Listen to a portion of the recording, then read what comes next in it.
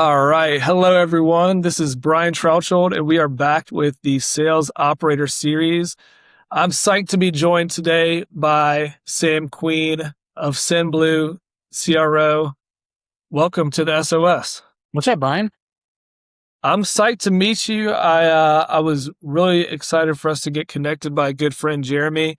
Um, and I think I'm looking forward to learning about how you guys are running sales and kind of your perspective. So you ready to rock with some questions? Let's rock whatever you want. I got answers. Well, first, really quick aside, you are calling in, or you're based a little bit off the beaten path. Where are you located? Medellin, Colombia, for any of my friends out there that have been down here to South America. I love living here. Man, I have multiple friends who've told me it is fantastic. What's the altitude? You're pretty high up, right? I'm probably like 6,500 feet right now. So yeah, you'd feel it if you came and visited me for the first day. Yeah, it's high altitude. You're in better what's that? Like your cardiovascular fitness is probably just peak right now. Yeah. Yeah. Good. Cool. Well, just to dive right in, I'm probably going to be learning some about how you guys run revenue at SendBlue during the convo, but I love to ask people, if you're taking a snapshot today versus 12 months ago, what's different about how you're running sales, marketing, revenue today versus how you were doing things or what was working 12 months ago? I think I could have a lot more that's different on the marketing side of things to comment on if we want to go down that route. On the sales side of things, we're pretty locked in on what I onboarded my first sales rep to day one at SendBlue. There's probably, I've seen some of the clips from the show, or there's probably some people that are going to talk about AI and how they're using AI in their sales process and how they're leveraging AI for this, that, the other, write better copy, do more outreach, build better lists. At SendBlue, we're not using any AI at all whatsoever in our sales process. Now, we don't have, go ahead. That is the first time anyone has given me that answer. So you're exactly right based on previous guests. Yeah. So any person hit my DMs right now with the new cool AI tool, I'm not your buyer. I don't buy into the AI calling and AI SDR. I think the only people that love AI calling and AI SDRs are people selling AI calling and AI SDRs. I think any person that obsesses over writing AI emails and think AI is the best copywriter out there, if I have just a 1% suspicion that the email that you've sent me was written by AI and you didn't take the time to write it yourself, I immediately write that off as you don't care about this conversation enough to take 60 seconds to write me an email. So those go right to the junk folder. We use AI, I guess, for, reviewing calls, finding trigger words, something someone might use like a gong for. Yeah. I don't know how much you need a gong anymore when you can have your transcripts fed into something and pull out, a hot word or an objection. But we're following scripts still. We're following the process. We're doing call reviews every single day. We're training every single day, daily sales meetings. That works really well for us. On the marketing, good.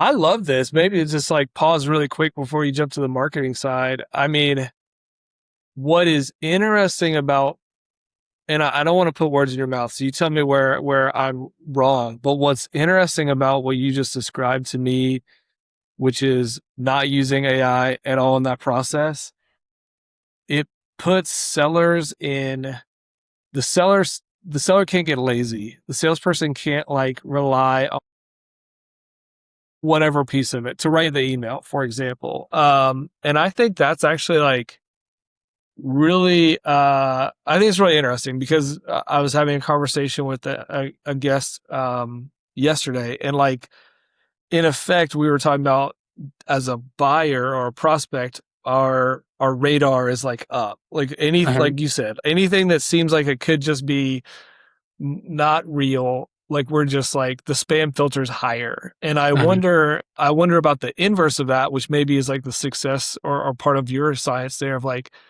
yeah, you may intuit that and you're like, yeah, obviously, like obviously people are gonna just like kill that email and I'd rather have a human do it and take 60 seconds. Is that the thinking? Is the thinking like not being lazy, staying sharp, or like what's the thought process?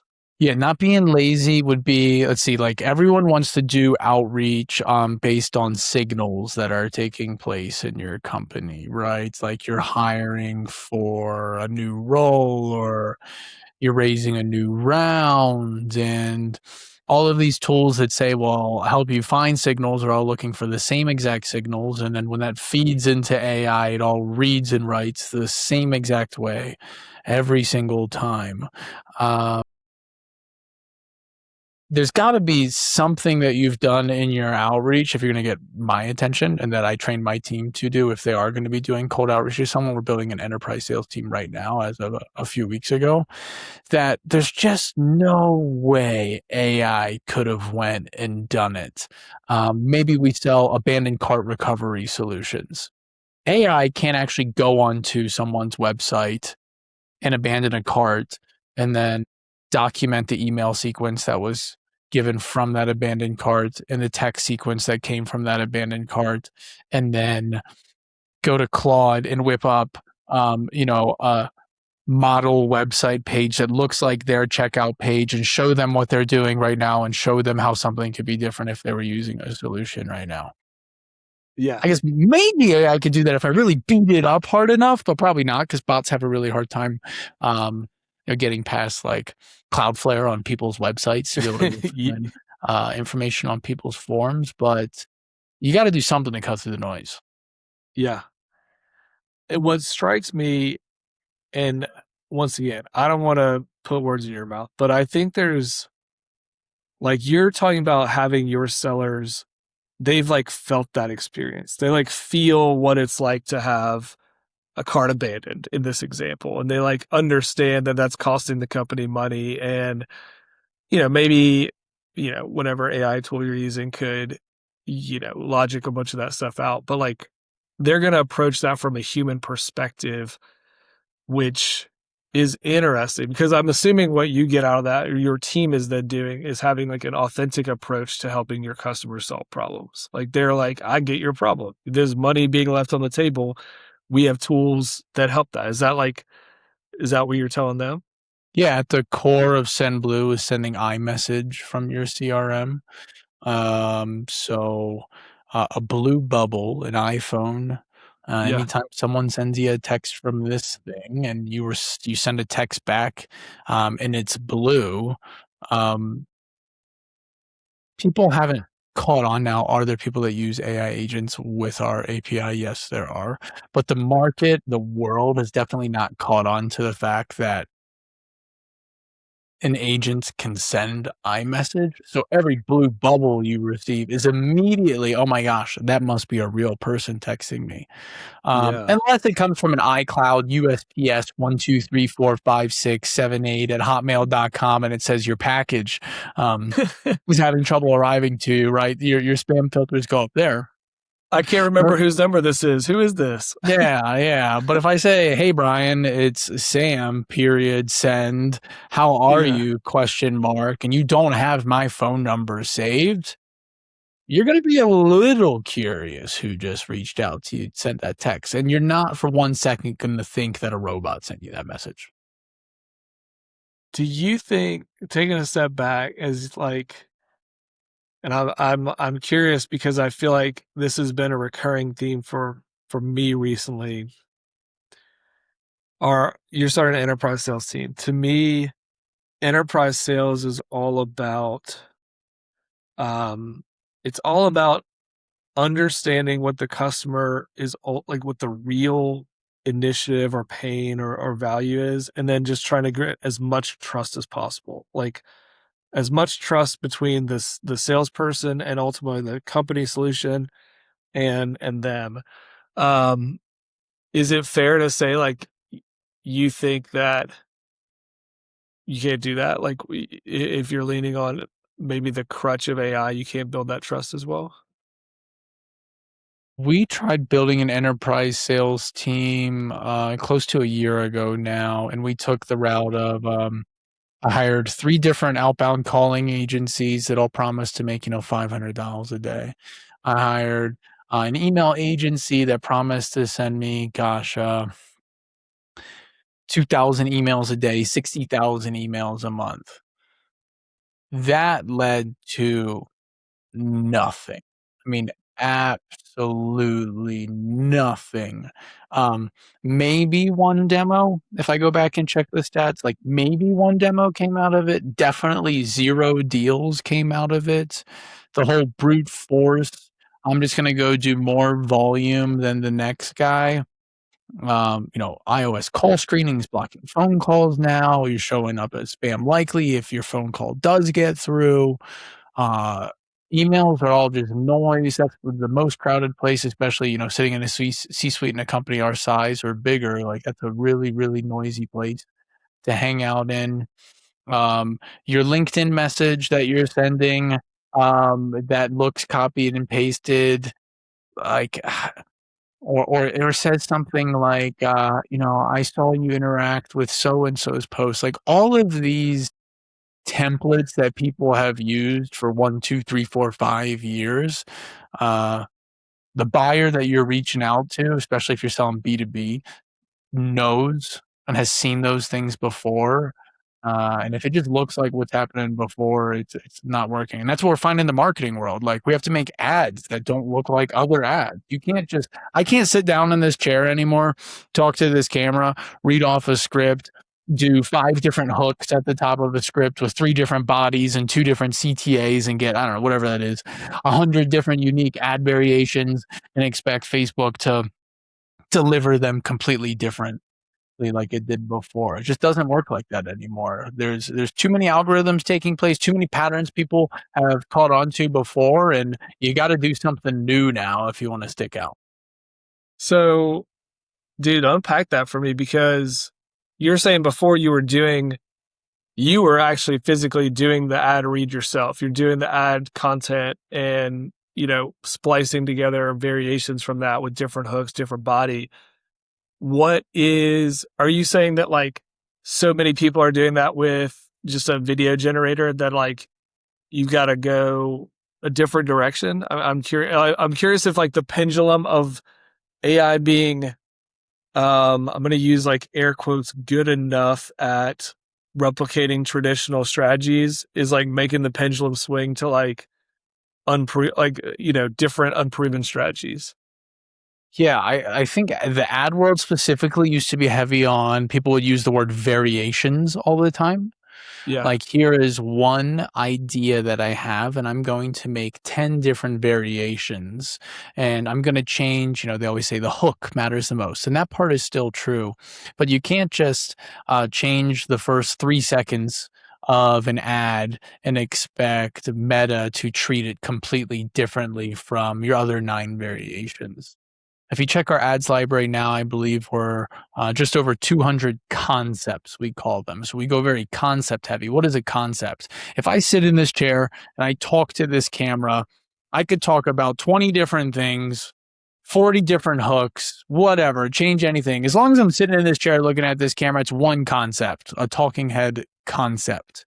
Uh, Now Meta, there's just, it's so easy to make content with AI. People were playing the variation game and they played it very good. There's a lot of content being posted on your Instagram feed right now. And you're still only going to get your same 4 hours of screen time that you have right now. So what are you going to be scrolling through? What's going to go get delivered to you right now are new concepts, things that are unique, things that kind of cut through the noise, still have good hooks, good bodies, good CTAs, but look unique from everything else that you're doing. When you can get a unique concept, if you leave things in broad targeting and you have a unique concept, that concept, number one, will get delivered to a different place, to a different audience than concept number two. Whereas talking head with two different variations. So those are going out to the same place. They're going to get delivered to the same audience. So if you want to unlock new spend, new audiences, you need new concepts. That's really interesting. Like, so the variations before, not to like just get you stuck down this one rabbit hole, but this is all like learning for me. The variations used to give you like a level of, you could diversify your spend, you could spread your spend out to more audiences, and now those are kind of like, Meta in this case is basically like figured out that they're just variations on the same concept, and they're just like, you're losing access to the audience. Is that right? Yeah, I don't think like they're. I'm not sure I've ever seen Meta straight out come out and say like, "Hey, this is how it's going now." But I think we could all like. It's pretty safe to assume that when I upload an ad or a video to Instagram, like, do you think Meta is transcribing all of the words you said in that video when it's uploaded? Like, do we think that's fair to say? Probably. I would Those assume that happens like automatically, right? yeah, Somehow. but Yeah. previously, I'm not sure that did happen automatically. Okay. Right now, that's definitely happening automatically. So I changed the first 3 words of this variation, in my hook, and now everything else looks exactly the same. What we've been seeing is Meta's gonna treat that, no matter how many different variations you have, as one video, as one concept. Those Yeah. 3 seconds you changed at the top of the video don't hold the same weight that they used to hold. Maybe to make a bridge, and I'm not an expert on Meta's ad platforms at all. Maybe you could tell me, but like, is is a hypothesis that like I could draw out of there, or like someone watching, is that the like uniqueness of concept and the uniqueness of like what is going to be out there.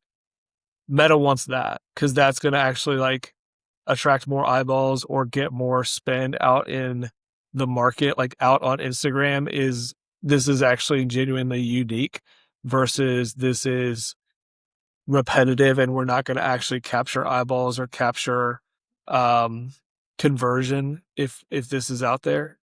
Yeah, like 5 years ago, when Alex Hermosi's really coming on the scene and he does his talking head and everyone starts calling it the Hermosi style ad, right? Yeah, Well, everyone starts learning that's what's working. Everyone's learning that's what's working. More and more people learning that's what's working. I mean, how many talking head videos could possibly get put in your feed at one time? Could you imagine if every single time you scrolled, it was just another person's talking head? Like, that would be a I feel like it's still a brutal. lot.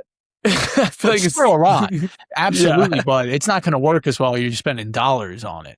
That would be a brutal experience if every single scroll was Yeah, that's another a good person point. sitting in front of their camera. But they're not. That's not what you're getting delivered in your feed right now. You're Yeah, getting a variety of things. Or if yeah. every ad you saw was just someone's talking head, Meta doesn't want that. That's not good for users on the platform. That's not going to make people stick on the platform right now. You can go into a Hermosi's ad library right now, and you would see call outs like plumbers who want to scale, HVAC businesses who want to scale, chiropractors who want to scale. My guess is, I have no way to confirm this, but my guess is um, the chiropractor ad isn't in a campaign with chiropractor targeting, and the HVAC ad isn't in a campaign with HVAC targeting. They're probably in the same exact campaign, but Meta knows one of those ads says the word chiropractor and one of them says HVAC, and they know already who's a chiropractor and who has an HVAC business. And those creatives are going to go to 2 separate people right now. Yeah. This is yeah, this is, I'm wondering like, and okay, I'm gonna make a connection that's probably not true. But what's interesting about like you're talking about Meta. Meta wants more people's eyes to stay on platforms, stay on Instagram, so they're gonna surface the variety, like you said. And if we take it back to the sales side, we take it back to you don't let your reps do, AI automation, content automation.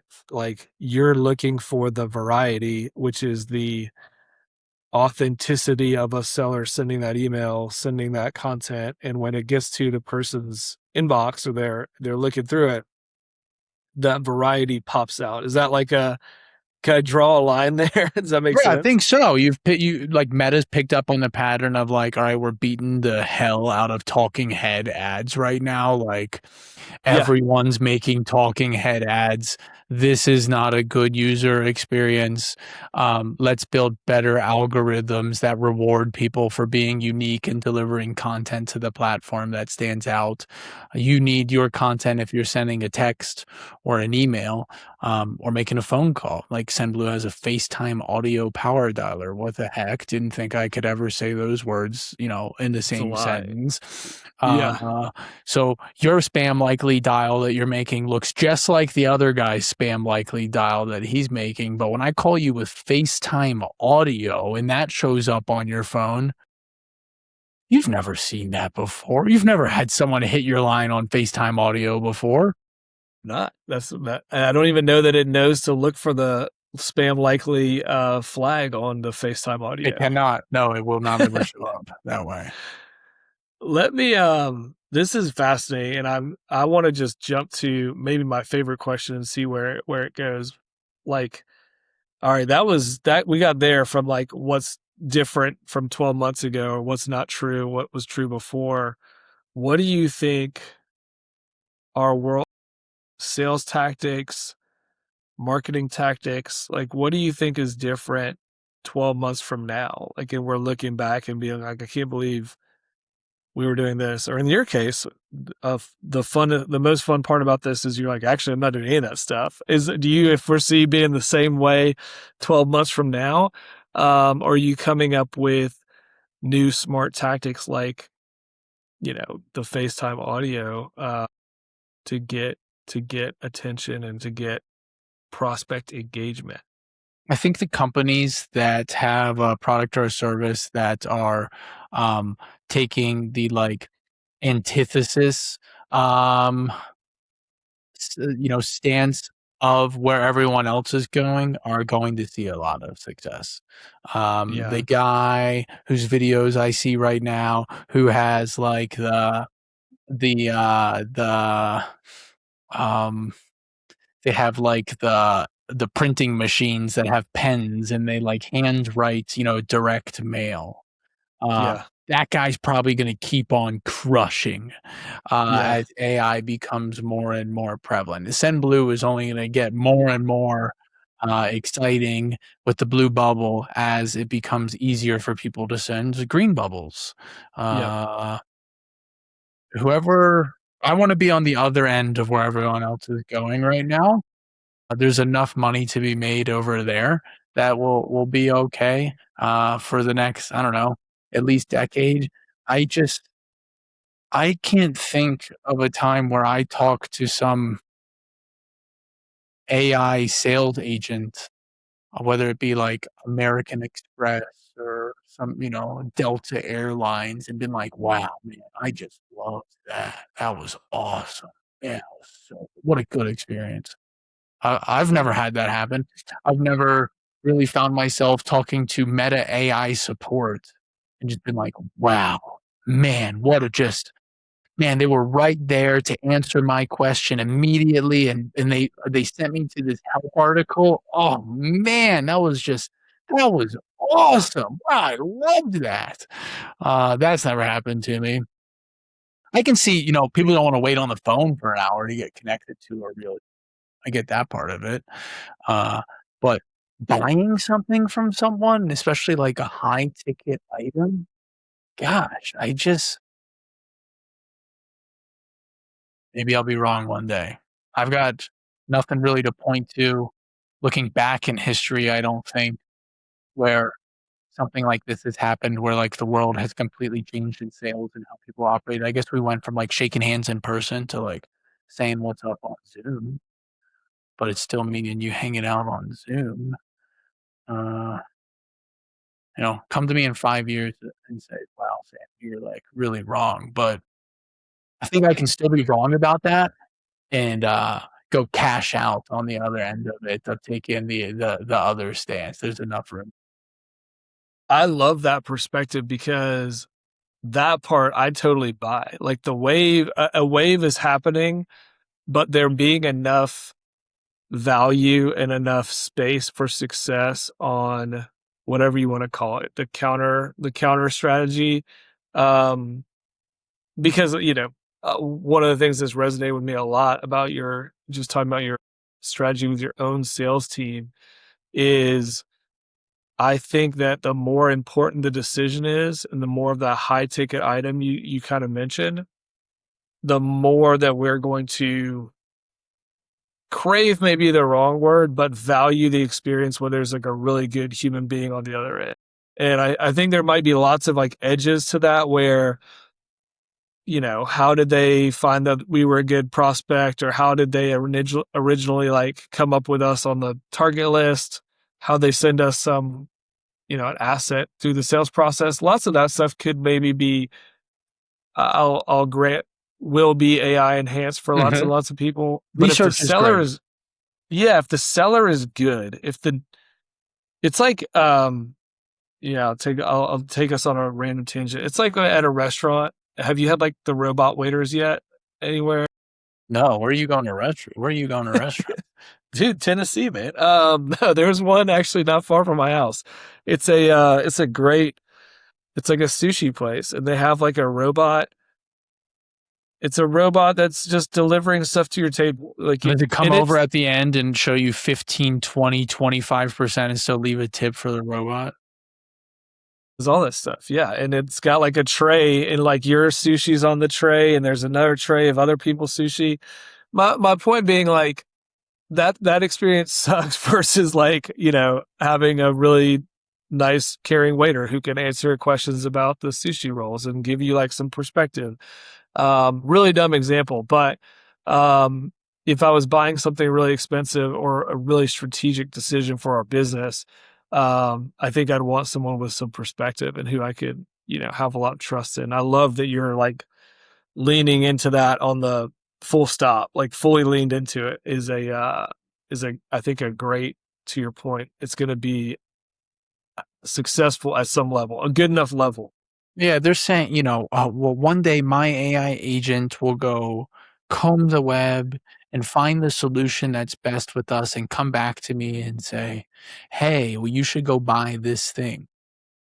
Why? Just because you guys know how to write better SEO and rank for ChatGPT, so my AI agent finds your company first? That doesn't tell me anything about whether or not you're going to be able to solve my problems, or whether or not, I don't know, you do the things that you say you're gonna do. And how does an AI agent measure someone's ability to actually follow through on what they say they're going to do in a research process so you can go make a decision on a tool? It can. Um, so I'm not buying into it. I don't get it. Sure, you're gonna do better research, but you're not gonna see an AI SDR in my sales process. I've got 6 SDRs that cover 8 AM Eastern to 8 PM Pacific. You opt into our funnel, you're getting a phone call within 2 minutes from a real person. You text us, you're getting a reply back from a real person. People love to text us and they say, "Talk to human." We're like, I am a human. "I am a human. Yes, I am a human." Uh, doesn't line up. The AI doesn't line up. The authenticity doesn't line up with our brand, so not doing anything there yet. I Man, I love this. I don't love it just because it's counter. I like that it makes sense, and I think that it is a competitive differentiator, or even just like a process differentiator that I think really, I don't know, I find refreshing, to be honest.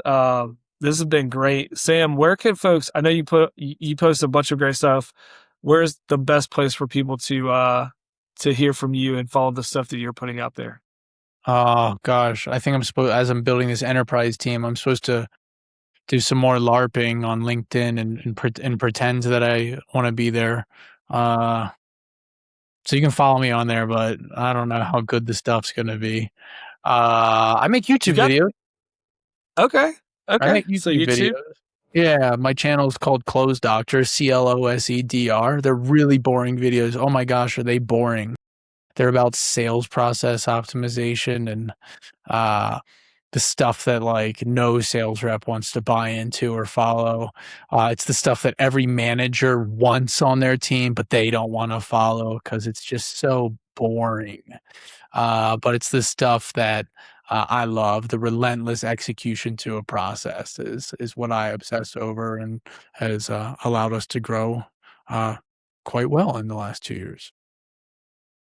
But, well, Sam, thank you so much for joining Sales Operator Series. I think that is the ironically the stuff a lot of folks that come to this I think are looking for, that boring process. So check out Sam's YouTube, check him out on LinkedIn, and thank you very much. Cool. Thanks, Brian.